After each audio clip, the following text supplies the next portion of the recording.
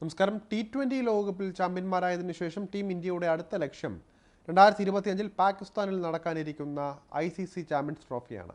2013 ഈ ടൂർണമെന്റിൽ ജേതാക്കളായതിനു ശേഷം പിന്നീട് ഒരിക്കലും കപ്പ് ഉയർത്താൻ ഇന്ത്യക്ക് ഭാഗ്യമുണ്ടായിട്ടില്ല. ലോകകപ്പ് കഴിഞ്ഞാൽ ICCയുടെ ഏറ്റവും വലിയ ടൂർണമെന്റ് കൂടിയായ ചാമ്പ്യൻസ് ട്രോഫിയിൽ ഇത്തവണ കിരീടം നേടാമെന്ന ആത്മവിശ്വാസത്തിലാണ് രോഹിത് ശർമ്മയും സംഘവും ഉള്ളത്. T20 ലോകകപ്പ് നേട്ടം ഇന്ത്യയുടെ ആത്മവിശ്വാസം വാനോളം ഉയർത്തിയിരിക്കുകയാണ്. ചാമ്പ്യൻസ് ട്രോഫിക്കുള്ള ടീമിനെ തിരഞ്ഞെടുക്കുമ്പോൾ ഇന്ത്യക്ക് മുന്നിലുള്ള പ്രധാനപ്പെട്ട തലവേദനകളിലൊന്ന് ആരെ വിക്കറ്റ് കീപ്പറാക്കും എന്നതായിരിക്കും. നിലവിൽ ഋഷഭ് പന്താണ് ഫസ്റ്റ് ചോയ്സ് വിക്കറ്റ് കീപ്പർ എങ്കിലും KL രാഹുലും മത്സരത്തിൽ സജീവമായി ഉണ്ട്. ഇവരെ കൂടാതെ മലയാളി താരം സഞ്ജു സാംസണും വിക്കറ്റ് കീപ്പർ റോൾ സ്വപ്നം കാണുന്നുണ്ട്. ഇവരിൽ ഇന്ത്യക്ക് ബെസ്റ്റ് ആരാണ്? അതാണ് ഇപ്പോൾ ഉയരുന്ന ചോദ്യം. കണക്കുകളുടെ അടിസ്ഥാനത്തിൽ നമുക്ക് പരിശോധിച്ച് നോക്കാം. ഏകദിന ക്രിക്കറ്റിലെ കണക്കുകളുടെ അടിസ്ഥാനത്തിൽ ഋഷഭ്, രാഹുൽ, സഞ്ജു എന്നിവരുടെ പ്രകടനം നമുക്ക് താരതമ്യം ചെയ്യുമ്പോൾ അതിൽ നിന്ന് കൂടുതൽ കാര്യങ്ങൾ വ്യക്തമാവുകയും ചെയ്യുന്നതാണ്.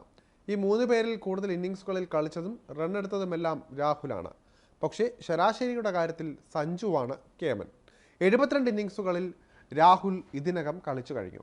ഇവയിൽ നിന്നും 49.15 ശരാശരിയിൽ 2851 റൺസാണ് അദ്ദേഹത്തിൻ്റെ സമ്പാദ്യം. ഋഷഭ് പന്താകട്ടെ 27 ഇന്നിങ്സുകളിലാണ് ഇതിനകം കളിച്ചത്. ഇവയിൽ നിന്നും 33.50 ശരാശരിയിൽ 871 റൺസും സ്കോർ ചെയ്തിട്ടുണ്ട്. സഞ്ജു വെറും 14 ഏകദിന ഇന്നിങ്സുകളിലാണ് കളിച്ചത്. 56.66 എന്ന ഗംഭീര ശരാശരിയിൽ 510 റൺസും സ്കോർ ചെയ്തിട്ടുണ്ട്. ചാമ്പ്യൻസ് ട്രോഫിയിൽ വിക്കറ്റ് കീപ്പറുടെ റോളിലേക്ക് ആര് വന്നാലും ഇന്ത്യക്ക് വേണ്ടി മധ്യനിരയിലാകും ബാറ്റ് ചെയ്യേണ്ടതായി വരിക.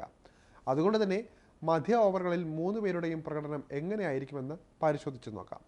സ്വന്തം വിക്കറ്റ് കാത്തു സൂക്ഷിക്കുന്നതിനോടൊപ്പം തന്നെ സ്കോറിംഗ് ഉയർത്തുകയെന്ന ലക്ഷ്യം കൂടിയാണ് മധ്യനിര ബാറ്റർമാർക്ക് ഉള്ളത്. 54 ഇന്നിങ്സുകളിലാണ് മധ്യ ഓവറുകളിൽ രാഹുൽ ബാറ്റ് ചെയ്തിട്ടുള്ളത്. 57.10 ശരാശരിയിൽ 87.10 സ്ട്രൈക്ക് റേറ്റിൽ 1714 റൺസും അദ്ദേഹം അടിച്ചെടുത്തിട്ടുണ്ട്. ഋഷഭിൻ്റെ കാര്യം എടുക്കുകയാണെങ്കിൽ 20 ഇന്നിങ്സുകളിലാണ് അദ്ദേഹം കളിച്ചിരുന്നത്. 40.10 ശരാശരിയിൽ 102.20 സ്ട്രൈക്ക് റേറ്റിൽ 602 റൺസും നേടിയിട്ടുണ്ട്. സഞ്ജുവിൻ്റെ പ്രകടനം നോക്കിയാൽ ഇവിടെയും മറ്റ് രണ്ട് പേരെയും അപേക്ഷിച്ച് മികച്ച ശരാശരി അദ്ദേഹത്തിനാണുള്ളത്. 13 ഇന്നിങ്സുകളിൽ നിന്നും 75.60 ശരാശരിയിൽ 101.10 സ്ട്രൈക്ക് റേറ്റോടെ 378 റൺസ് സഞ്ജു നേടിയിട്ടുണ്ട്. മധ്യനിര ബാറ്റർമാർക്ക് മുന്നിലുള്ള പ്രധാന ചാലഞ്ച് സ്പിന്നർമാരെ നന്നായി നേരിടാനുള്ള മിടുക്ക് ആവശ്യമാണ് എന്നതാണ്. സ്പിന്നർമാർക്കെതിരെ 57 ഇന്നിങ്സുകളിൽ നിന്നും 56.70 ശരാശരിയിൽ 90.10 സ്ട്രൈക്ക് റേറ്റിൽ രാഹുൽ നേടിയത് 1077 റൺസാണ്. ഋഷഭ് ഇതുവരെ 20 ഇന്നിങ്സുകളിലായി 36.80 ശരാശരിയിൽ 107.80 സ്ട്രൈക്ക് റേറ്റിൽ 331 റൺസാണ് സ്പിന്നർമാർക്കെതിരെ സ്കോർ ചെയ്തിട്ടുള്ളത്. ശരാശരിയുടെ കാര്യത്തിൽ ഇവിടെയും സഞ്ജു മറ്റുള്ളവരെ ഓവർടേക്ക് ചെയ്തിട്ടുണ്ട്. 12 ഇന്നിങ്സുകളിൽ നിന്നും 121.50 എന്ന ഞെട്ടിക്കുന്ന ശരാശരിയിൽ 105.20 എന്ന സ്ട്രൈക്ക് റേറ്റിൽ 243 റൺസ് അദ്ദേഹം സ്കോർ ചെയ്തിട്ടുണ്ട്. ഇനി ഇവരിൽ ആരെയായിരിക്കും ടീമിലെടുക്കാൻ പോകുന്നത്? അതാണ് അടുത്ത ചോദ്യം. കണക്കുകളുടെ അടിസ്ഥാനത്തിൽ 3 പേരെയും താരതമ്യം ചെയ്താൽ ഇവരിൽ കേമൻ സഞ്ജു തന്നെയാണെന്ന് നമുക്ക് നിസ്സംശയം പറയാം. പക്ഷേ ചാമ്പ്യൻസ് ട്രോഫിയിൽ അദ്ദേഹത്തെ ടീമിലേക്ക് എടുത്തേക്കില്ല എന്നതാണ് യാഥാർത്ഥ്യം. പകരം ഋഷഭോ രാഹുലോ തന്നെയായിരിക്കും ടീമിലേക്ക് വരിക. രണ്ടിലൊരാൾക്ക് പരിക്കേറ്റാൽ മാത്രമേ സഞ്ജുവിന് അവിടെ ഒരു നേരിയ സാധ്യതയെങ്കിലും നിലനിൽക്കുകയും ചെയ്യുന്നുള്ളൂ.